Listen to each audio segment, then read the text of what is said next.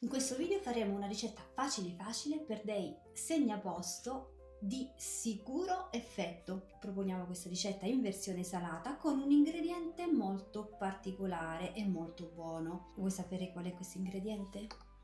L'enolito di timo. In questo caso noi lo utilizzeremo non per le sue proprietà pazzesche sul nostro organismo, ma semplicemente per quel gusto particolare che darà questi biscottini. Se vuoi sapere come farlo, potrai scaricare il PDF dalla nostra libreria virtuale presente su Sellfy. Troverai il link in descrizione. Gli ingredienti da utilizzare sono semplicissimi e probabilmente li hai già in cucina. Avremo bisogno di farina, in questo caso noi abbiamo usato una farina 2 di farro, ma puoi scegliere veramente la farina che tu preferisci. Dell'olio di girasole, un pizzichino di bicarbonato, un pizzichino di sale e appunto noi utilizzeremo l'enolito di timo, ma tu puoi utilizzare il vino che preferisci, bianco, rosso, ottimo è con il Sangiovese.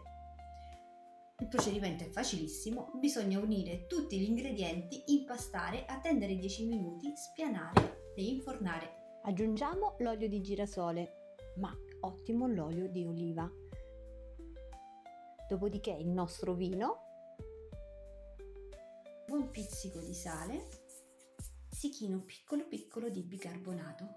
La quantità di liquido che vi abbiamo dato, quindi l'olio e il vino, è molto legata alla scelta della farina che voi farete. Quindi partite da questa quantità per poi eventualmente aggiungerne,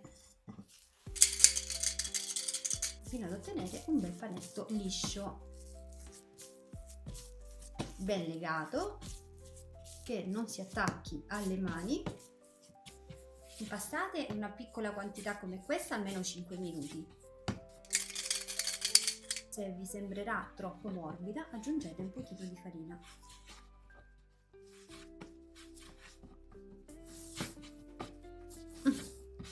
Fatto questo, copriamo e lasciamo riposare mezz'ora. Trascorso questo tempo, ma anche di più, anche poco di meno, possiamo procedere a spianarlo. Basterà spianarlo a poco meno di mezzo centimetro e ricavare tante formine quanto più la nostra fantasia ci suggerisce.